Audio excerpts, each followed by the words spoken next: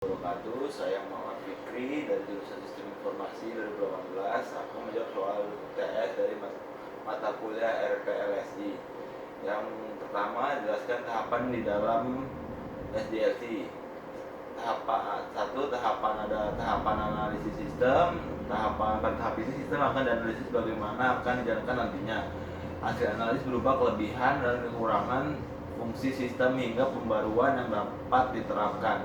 Bagian ini termasuk ke bagian perencanaan. Bagian lain yang termasuk dalam perencanaan ialah alokasi sumber daya, perencanaan kapasitas, penjadwalan proyek, estimasi biaya, dan penetapan.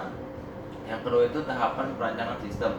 Setelah persyaratan dipahami, perancang dan pengembangan dapat mulai mendesain software. Tahapan ini akan menghasilkan prototipe dan beberapa output lain mengikuti dokumen berisi desain, pola, dan komponen yang diperlukan untuk mewujudkan proyek tersebut. Yang ketiga itu ada tahapan pembangunan sistem. Pengembangan sistem ini ialah di mana rancangan mulai dikerjakan, dibuat atau diimplementasikan menjadi sistem yang utuh dan dapat digunakan.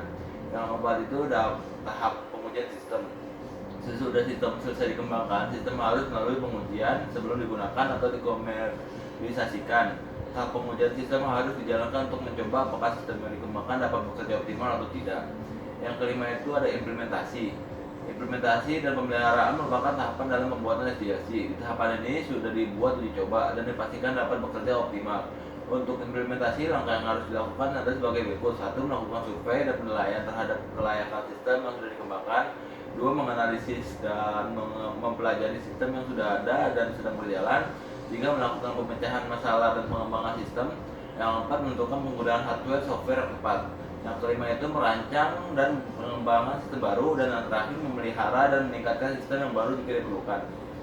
Yang keenam itu pemeliharaan sistem. Pemeliharaan sistem yang sudah dibuat sangat penting untuk referensi di kemudian hari. Pemeliharaan ya tahap akhir yang menjadi permulaan fase yang baru, yaitu penggunaan SDLC belum berakhir di tahap ini. Yang soal nomor 2, buatlah tabel tentang perbedaan dari model sistem prototype, waterfall, spiral, dan RAD. Jawab, keterangan dan dalam hal pengguna pada metode prototype. Metode ini digunakan apabila klien tidak bisa memberikan informasi yang maksimal mengenai kebutuhan yang diinginkan. Waterfall itu model ini digunakan untuk proyek-proyek kecil dan persyaratan yang jelas. Spiral itu model ini digunakan untuk proyek-proyek besar dan kompleks. RAD itu menyediakan pengembangan yang jauh lebih cepat dan mendapatkan hasil dengan kualitas yang lebih baik dibandingkan dengan hasil yang dicapai melalui siklus tradisional.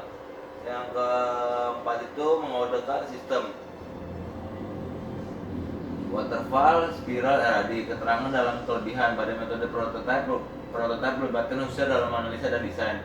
Waterfall itu merupakan model pengembangan paling handal yang paling lama digunakan. Spiral itu lebih cocok untuk pengembangan sistem perangkat lunak skala besar. RAD itu lebih efektif dari pengembangan model waterfall yang menghasilkan sistem yang memenuhi kebutuhan langsung dari pelanggan. Keterangan dalam hal kekurangan. Pada metode prototype, proses analisis yang merencanakan terlalu singkat, mengesampingkan alternatif pemecahan masalah, seperti kurang fleksibel dan menghadapi perubahan. Waterfall itu kekurangannya persyaratan sistem harus digambarkan dengan jelas. Kurang dari spiral, banyak konsumen yang tidak percaya bahwa pendekatan secara evolusioner dapat dikontrol oleh kedua pihak. RAD itu tidak cocok digunakan untuk sistem yang punya risiko yang tinggi. Yang ketiga itu, saya punya ide ingin membuat aplikasi tentang makanan yang memperbolehkan saya menyimpan di restoran favorit saya. Saya ingin membuat kumpulan restoran yang saya sukai dalam bentuk profesional guide. Fitur yang mudah ada di dalam aplikasi. Daftar restoran favorit, saya bisa membuat halaman yang menyimpan data restoran. Saya juga dapat melihat lokasi dalam bentuk maps. Saya dapat melihat restoran yang orang lain bagikan.